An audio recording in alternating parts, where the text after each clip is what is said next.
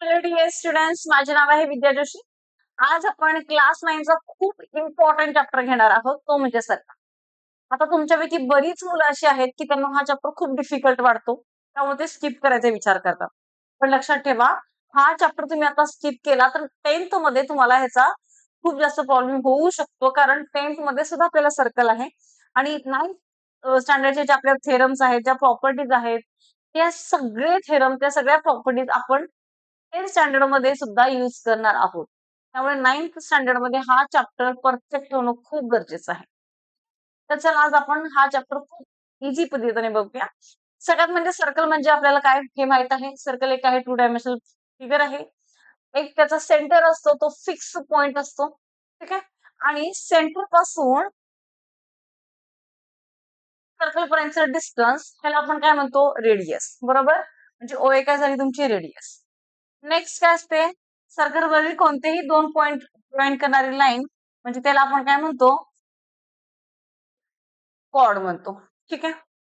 त्यानंतर सगळ्यात largest cord कोणती असते, तर आपण म्हणतो डायमीटर. बरोबर. पासिंग थ्रू द सेंटर आहे, त्याला आपण काय म्हणतो, डायमीटर म्हणतो.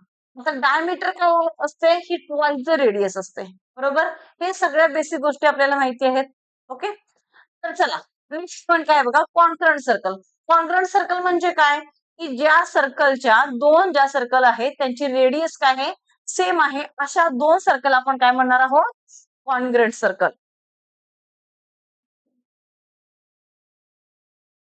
कॉन्ग्रुएंट सर्कल म्हणजे काय, की दोन असे सर्कल आहेत की त्यांची रेडियस काय आहे, सेम आहे, इक्वल आहे. ठीक आहे. त्यानंतर कॉन्सेंट्रिक सर्कल म्हणजे काय, की एकाच सेंटर मधून जेव्हा आपण नंबर ऑफ सर्कल ड्रॉ करतो, एकाच सेंटर मधून जेव्हा आपण नंबर ऑफ सर्कल ड्रॉ करतो, अशा सर्कलला आपण काय म्हणणार आहोत, कॉन्सेंट्रिक सर्कल.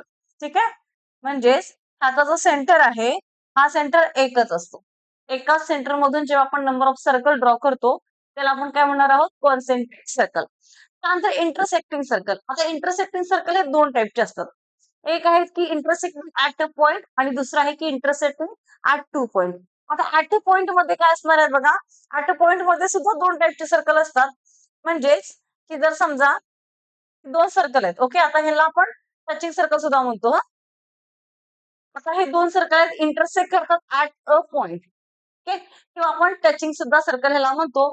टचिंग इंटर आता हे जे इंटरसेक्टिंग सर्कल आहे, ते एकमेकांना टच करतात ऍट अ पॉइंट.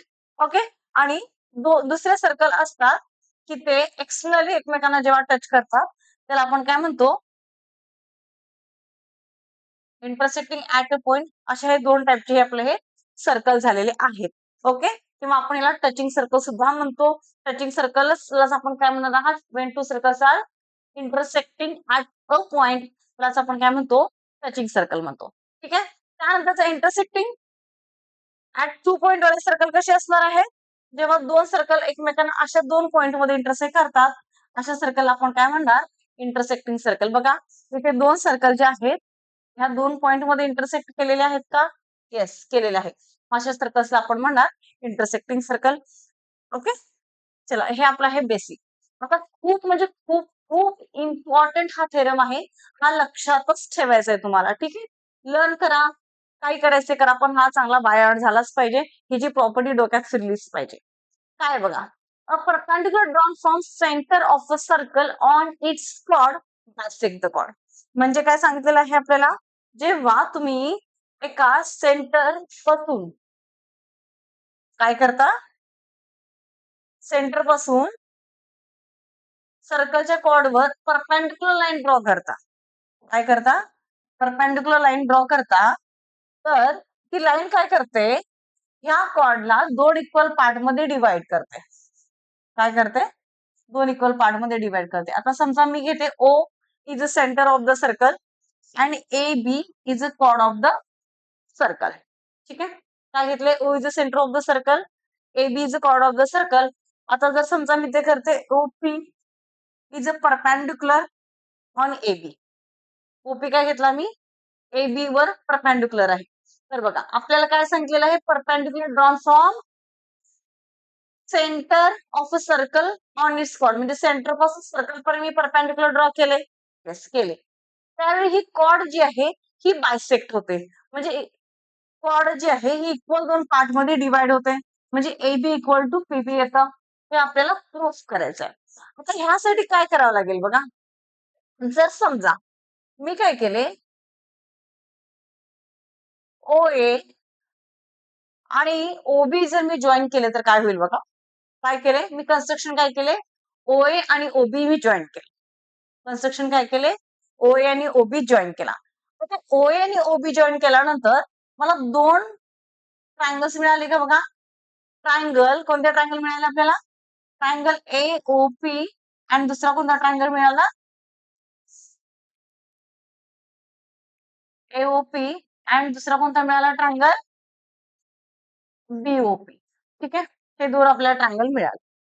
आता ह्या ट्रायंगल मध्ये बघा आपल्याला ओ ए इज इक्वल टू किंवा कॉन्ग्रंट सेगमेंट ओबी असणार आहे का सांगा. सेगमेंट ओ ए कॉन्ग्रंट सेगमेंट ओबी असणार आहे का. येस असणार आहे. का असणार आहे, radian of the same circle. एका सर्कलच्या दोन रेडियस काय असतात, सेमच असतात, इक्वल असतात, कॉन्ग्रंट असतात. ठीक आहे झालं. त्यानंतर ह्या दोन्ही ह्या दोन्ही ट्रायंगल मध्ये बघा आपल्याला ट्रायंगल एओपी आणि ट्रायंगल बीओपी मध्ये ओपी कॉमन दिसतंय का बघा, दिसतंय. ठीक आहे. त्याचबरोबर ओपी परपेंडिक्युलर आहे AB ला, म्हणजेच angle OPA is congruent to angle OPB आहे का बघा. Is congruent to angle OPB का, इच 90 डिग्री. परपेंडिक्युलर आहे म्हणजे त्याचा अँगल किती डिग्रीचा आहे, 90 डिग्रीचा आहे. ओके. त्यानंतर मग सांगितल्याप्रमाणे सेगमेंट ओपी दोन्ही ट्रायंगल मध्ये मला कॉमन दिसतं का बघा. हा जो सेगमेंट आहे ओपी हा दोन्ही ट्रायंगल मध्ये येतोय का, येतोय. म्हणजे segment OP congruent segment OP झाला. आता आपण ट्रायंगल मध्ये बघितलेलं आहे, जेव्हा तीन कंडिशन सॅटिस्फाईड होतात तेव्हा हे ट्रायंगल काय असतात, कॉन्ग्रंट असतात. बरोबर. म्हणजेच ट्रायंगल एओपी इज कॉन्ग्रंट कोण झाला, ट्रायंगल बीओपी झाला. ठीक आहे. पण कसा झाला, एक राईट अँगल आहे कोणता हा, एक साइड आली. बरोबर.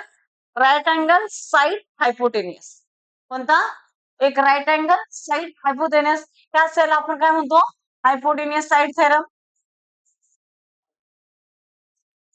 Hypotenuse side property. बरोबर. तर बघा आता हे दोन ट्रायंगल काय झाले, कॉन्ग्रंट झाले.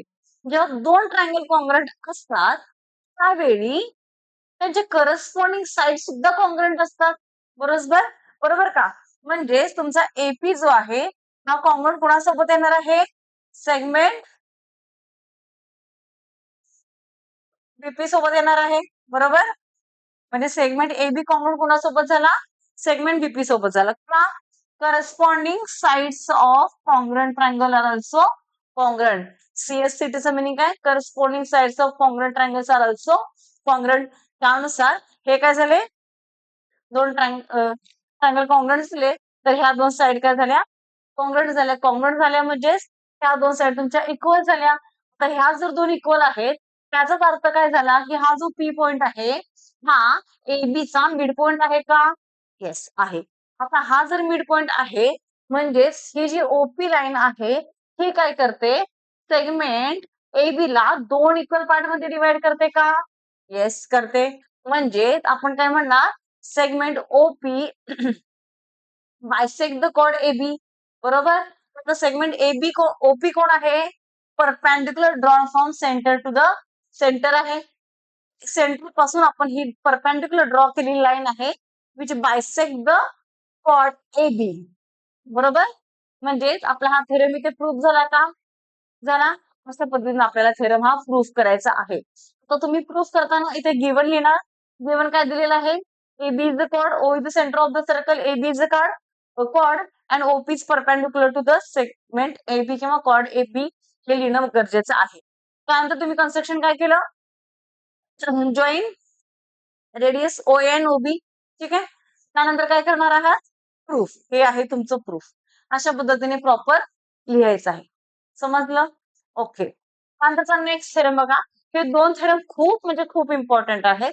बऱ्याच वेळेला आपल्याला क्लास 10 मध्ये सुद्धा ह्याचा यूज करायचाच आहे. ठीक आहे. आणि 9 मध्ये तर 100% ह्याच्यावरती प्रश्न विचारले जातातच. काय आहे बघा थेरम. तर त्याचाच कॉन्व्हर्स थेरम आहे. The segment joining the center of the circle and the midpoint of the circle, the midpoint of a chord, sorry, is perpendicular to the chord. म्हणजेच काय सांगितलं बघा, जेव्हा एक सर्कल ड्रॉ केला. ठीक आहे. तर ह्याच्यामध्ये काय सांगितलं आपल्याला, segment joining the centre of the circle and the midpoint of the chord. जे पहिला आपण काय करायचं ते कॉर्ड काढून घेऊया एक. ठीक आहे. आता सेंटर समजा इथे असेल, असं काहीतरी असेल. ठीक आहे. चला मी तर नाव देते ओ. पीक्यूआर असं काहीतरी देते. आता बघा, पीक्यू इज अ गिवन काय आपल्याकडे, circle with centre O, circle with centre O. ठीक आहे. आता पीक्यू काय आहे, PQ is a chord. Okay. And R काय आहे, mid point of segment PQ आहे का, इथपर्यंत आपल्याला दिलेला आहे. बरोबर. काय सांगितलेलं आहे, segment joining centre of the circle the mid point of the chord. ठीक आहे. हे आपल्याला दिलेलं आहे, जे इथं मी लिहून घेतलं. सेंटर ऑफ द सर्कल दिला ओ, पीक्यू आपण दिला कॉर्ड आहे, आणि आर ला आपण कन्सिडर केलेला आहे mid point of the chord PQ. ठीक आहे. प्रूफ आपल्याला काय करायचं आहे बघा, प्रूफ मध्ये काय येणार इथे, of a chord is perpendicular to the chord. म्हणजे हा जो ओ आर आहे, हा आपल्याला इथे प्रूफ करायचा आहे की परपेंडिक्युलर टू द कोणाला आहे, पीक्यूला आहे. म्हणजे मगाचा जो थेरम आहे त्याचाच इथे आपण कॉन्व्हर्स घेणार आहोत. म्हणजे टू प्रूफ मध्ये आपण काय घेणार, segment O R is perpendicular to segment कोणाला आहे, पीक्यूला आहे, किंवा कॉर्ड पीक्यू असं केलं तरीही चालेल. ठीक आहे. इथपर्यंत आपल्याला सांगायचं आहे. आता कन्स्ट्रक्शन मगासारखं आपण कन्स्ट्रक्शन करून घेऊ. कन्स्ट्रक्शन मध्ये काय करणार आपण, join segment OP and OQ construction केलं, ओपी आणि ओक्यू ला जॉईन केलं. आता सेम पहिला मी कोणता ट्रायंगल घेणार, कन्स्ट्रक्शन तुम्ही लिहा इथे. हा प्रूफ मध्ये बघा, in triangle PO R and O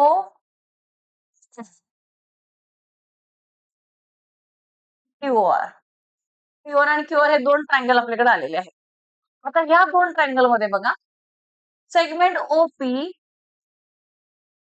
is congruent segment OQ आहे का, आहे का, radius of the same circle.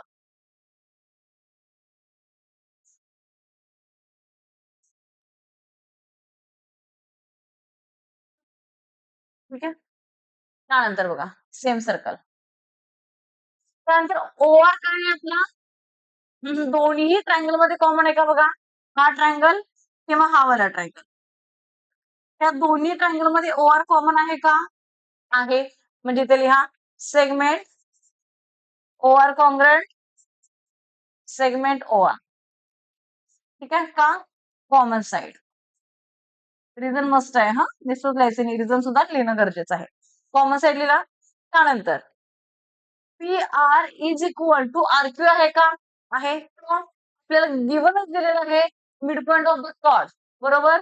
म्हणजे आर काय, हा त्या कॉर्डचा मिड पॉइंट आहे.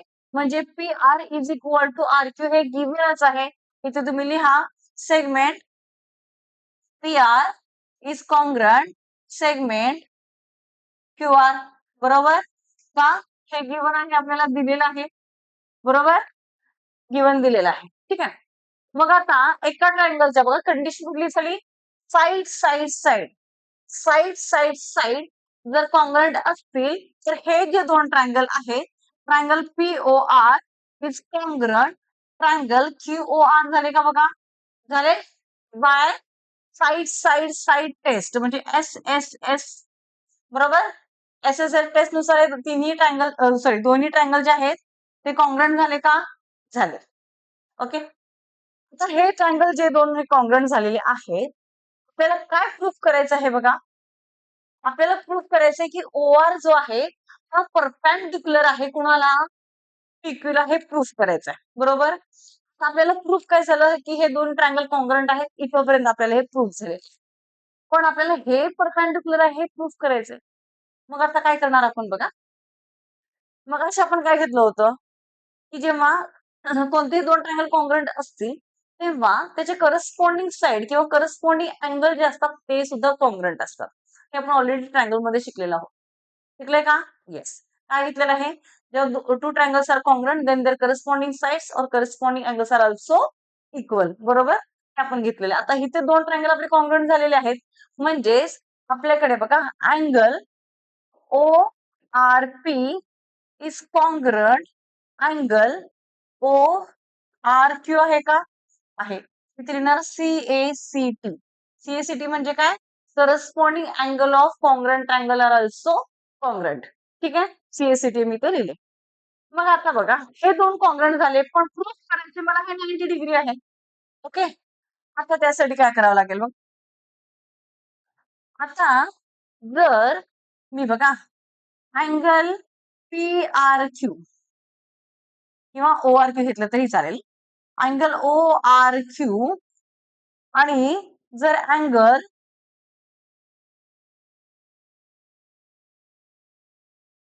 अँगल ORQ हा आणि प्लस अँगल ORQ घेतले. ORP प्लस अँगल ORQ घेतले आणि दोन्ही जे अँगल आहेत एका स्ट्रेट लाईन मध्ये फॉर्म झालेले आहेत का? झालेले आहेत. म्हणजेच हे दोन अँगल्स काय आहेत? लिनियर पेअर आहेत का? आहेत. आणि जर लिनियर पेअर असतील तर त्यांची ऍडिशन किती येते? किती येते? 180 येते. सप्लिमेंटरी असतात ना ते 180 येते. म्हणजेच मी ते असं लिहू का बघा angle ORP plus angle ORQ is equal to 180 degree. का? Linear pairs. बरोबर. येस. बरोबर. आता इथे वरती जस्टच वरती इक्वेशन 1 याला वाटलं तर तुम्ही इक्वेशन 1 लिहिलं तरी चालेल. 1 मध्ये आपण काय घेतलेलं आहे? Angle ORP is congruent OQR. म्हणजे हे दोन्ही अँगल वेगळे नसून एकच आहेत. तर तिथे मी लिहू का ORP प्लस अँगल ORP लिहिले. दोघांना मी एकच अँगल कन्सिडर केला चालेल. चालेल कारण जस्ट वरतीच आपण प्रूफ केलेलं आहे. मग इथे करू काय? फ्रॉम 1 लिहिता येईल आपल्याला इथे लिहिता. म्हणजेच हे दोन्ही अँगल वेगळे नसून एकच आहेत. इथे बघा म्हणजे काय झालं two angle ORP is equal to 180 degree आला का? आला. आला. म्हणजेच अँगल ORP जो आहे हा किती झाला तुमचा 180 अपॉन 2 90 डिग्री झाला. झाला. म्हणजे ORP 90 डिग्री आहे तर ORP is equal to angle ORQ आहे तो सुद्धा 90 आहे. बरोबर. बरोबर का? आता इथे आपल्याला प्रूफ काय करायचं होतं? हा अँगल 90 दाखवायचा होता. बरोबर. तो आपण दाखवला का 90 बघा? 90 दाखवला का? येस दाखवला.